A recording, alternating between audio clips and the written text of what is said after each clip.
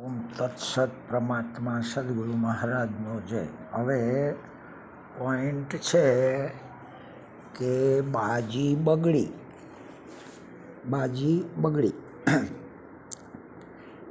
વિનયપૂર્વક છે કે જે વિષયનો આપણને સ્વાનુભવ ના હોય, અગર તો તે વિષયમાં આપણે ખાઈ બદેલા ના હોય તો તે વિષયમાં અચાનક ઉતરવાથી આપણને નુકસાન જ છે અને જગતમાં વગોવાઈ જવાના છીએ. તમે જુઓ, ધર્મરાય યુધિષ્ઠિરે જીવનમાં કદી બાજી પાનો કે સોગઠબાજી હાથમાં એ પકડી નથી અને શોખ કરવા ગયા તો પરિણામ કોનાથી અજાણ્યું છે.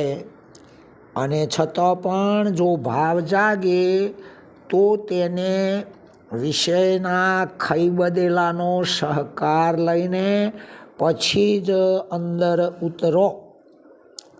જગતમાં ઘણા પ્રકારની બાજી ચાલે છે, જેવી કે જૂઠબાજી, દગાબાજી, ચાલબાજી, કાવતરાબાજી અને છેલ્લે જીવન પણ એક બાજી જ છે. ભલે કોઈ પણ પ્રકારની બાજી હોય, પરંતુ મહાપુરુષોએ કહ્યું છે કે બંદા બાજી જૂઠ હૈ, મત કર સાચી માન, ના માને તો પૂછી જો વેદ શાસ્ત્ર પુરાણ.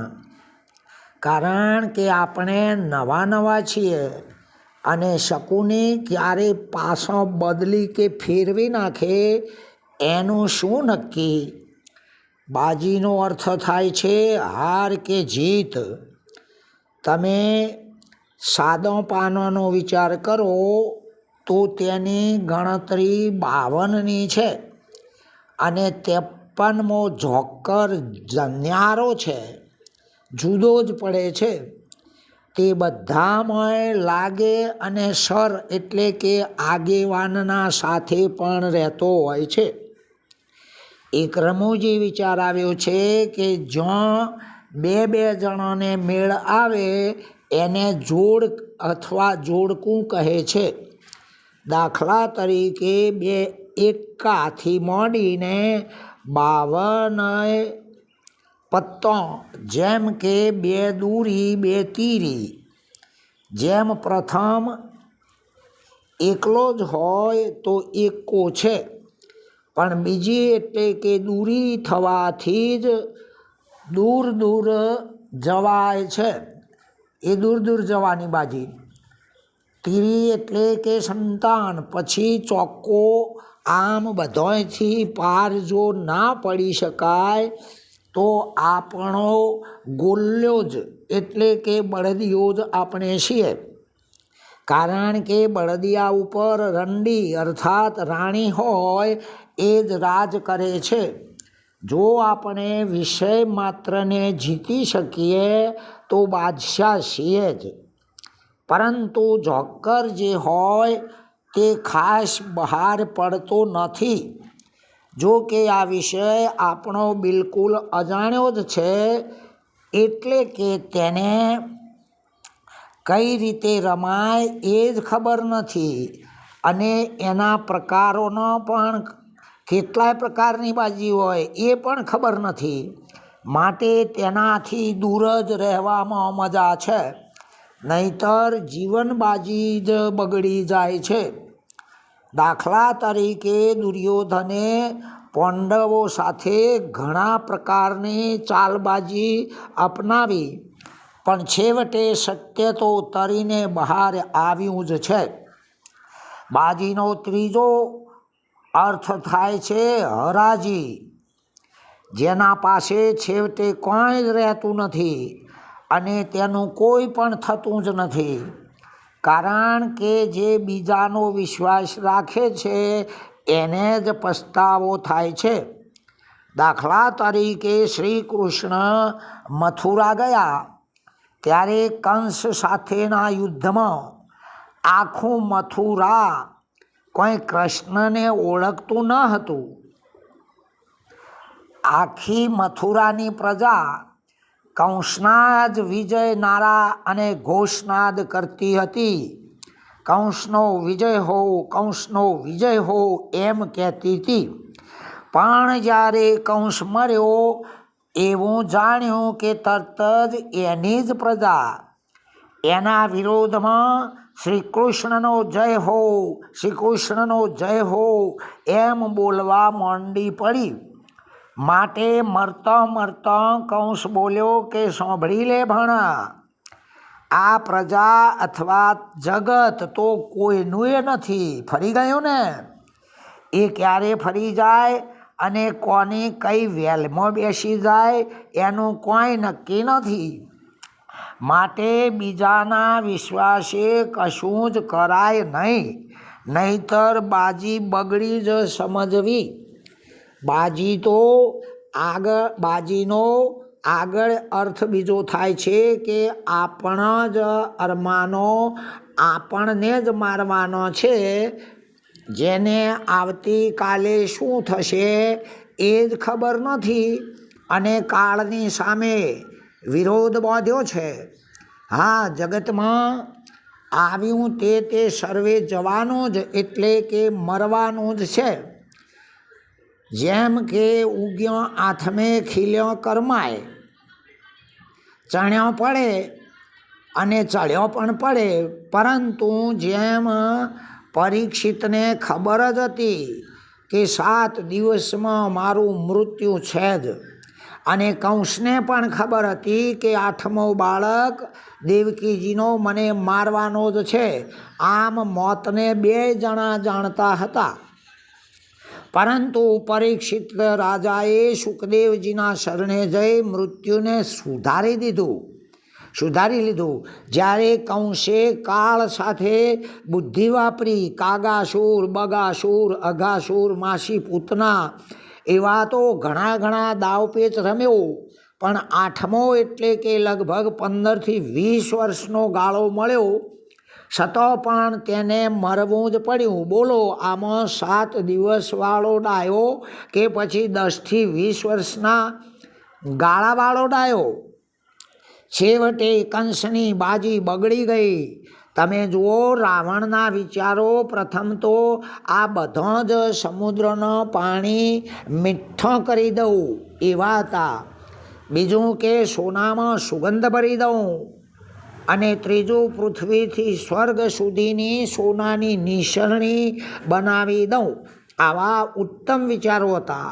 પરંતુ એક સહેજ ભૂલના કારણે એની આખી બાજી બગડી ગઈ.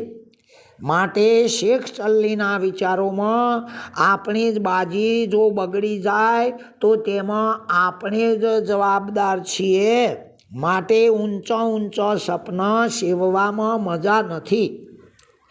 પરંતુ જો આપણો દિવસ ઘેર હોય તો પોતાને પોતાના ઉપર જ વિશ્વાસ હોવો જોઈએ કે એને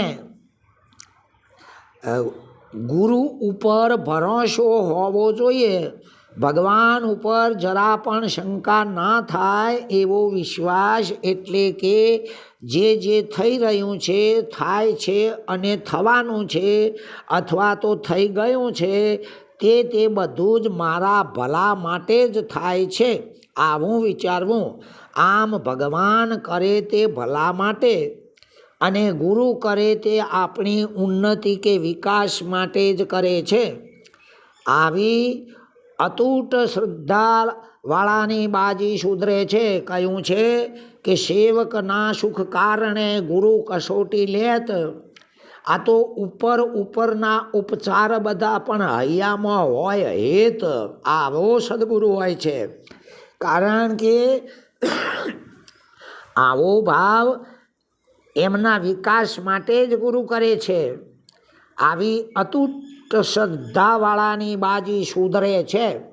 કારણ કે આવો ભાવ હોય તો જ શ્રદ્ધા આપણો વિશ્વાસ મજબૂત કરાવે છે અને આપણને જે ચિંતાઓ થાય છે તે મટી જઈને શાંતિ જ થાય છે. અને જે વહેમ કે ભ્રમ છે તેની સ્પષ્ટતા કે ચોખવટ થઈ જાય છે.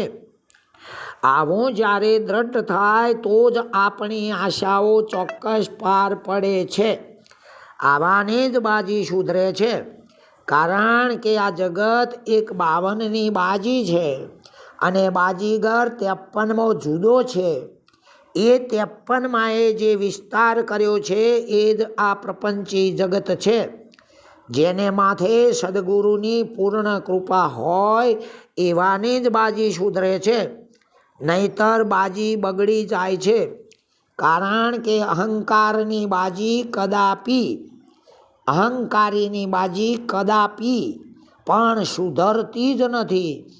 અને બીજાની દોરવણીથી ચાલે તેણે બુદ્ધિનું દેવાળું જ ફૂંક્યું કહેવાય છે. કારણ કે બારસે બાજીનો ખેલ ખલક છે ખોટો રે, મય વિશ્વપતિનો વાસ મરમ છે મોટો રે. કારણ કે કરોડિયાની ઝાડમાં કરોડિયો જ મરવાનો છે. હાથના કર્યા હૈયે વાગવાનો જ છે. જે બીજાનું સુખ જોઈ દુઃખી થાય છે એની જ બાજી બગડે છે. અને જે બીજાનું દુઃખ જોઈને દુઃખી થાય છે એની બાજી સુધરી જાય છે. અરે ભાઈ,